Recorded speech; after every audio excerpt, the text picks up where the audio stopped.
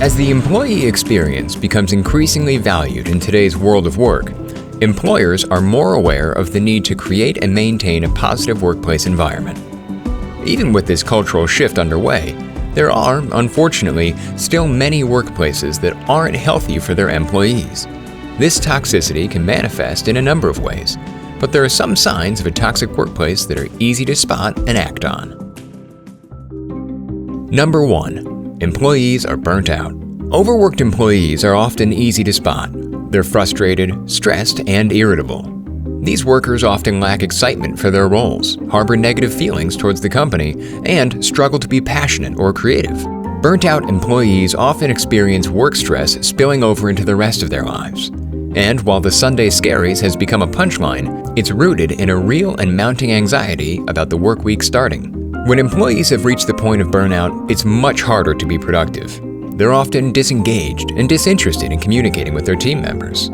They may lose concern for deadlines, setting other team members back. They may have shorter fuses with workplace issues and be quick to anger as a cumulative response to months or even years of stress. Burnt-out employees are less motivated to excel, as their work can often feel meaningless. They experience less job satisfaction, and even wins don't have the same impact they once did. Managers should carefully monitor each employee's workload to ensure tasks are being equally distributed. Frequent check-ins can also help address issues head-on before things build up, deepening an employee's sense of psychological safety and helping to ensure that their stress doesn't compound over time. Number 2. Lack of trust between employees and managers. One way to build professional distrust is through micromanagement, where managers over-instruct and hover over employees' work.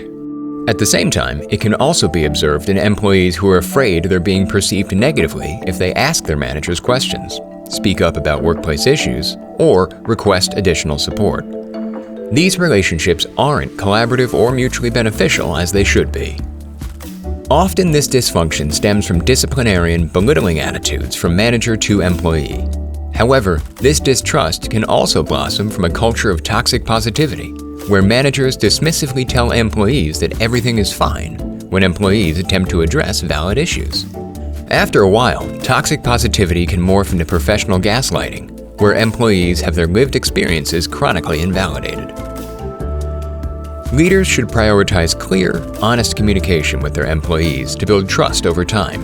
By facilitating an open dialogue and really listening to their workers, managers can show their workers that their voices and opinions aren't just heard, but deeply valued.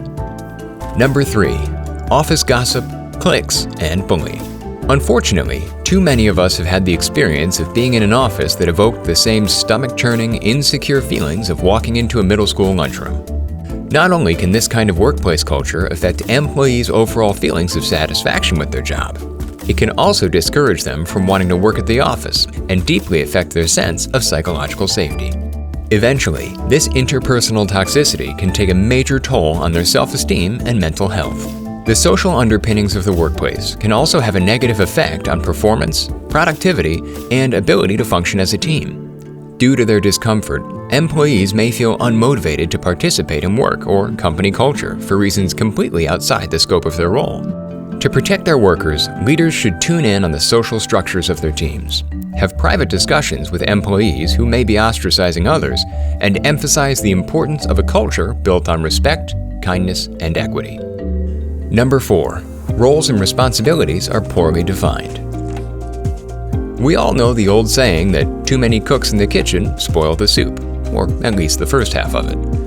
So much interpersonal conflict can stem from employees being unsure of who's responsible for certain tasks. Role confusion can lead to miscommunication, redundancies, or tasks falling through the cracks. In this type of environment, there's also no real indication of who is doing what, if it's being done effectively, or who is or isn't pulling their weight, leading to confusion and lack of recognition. This dysfunction can also cause resentment to compound between employees as they struggle to define and enforce their roles among themselves and effectively complete projects. To alleviate this, leaders should clearly delegate tasks amongst their staff, enforce boundaries around each employee's job responsibilities, and discourage workers from overstepping into each other's assigned tasks.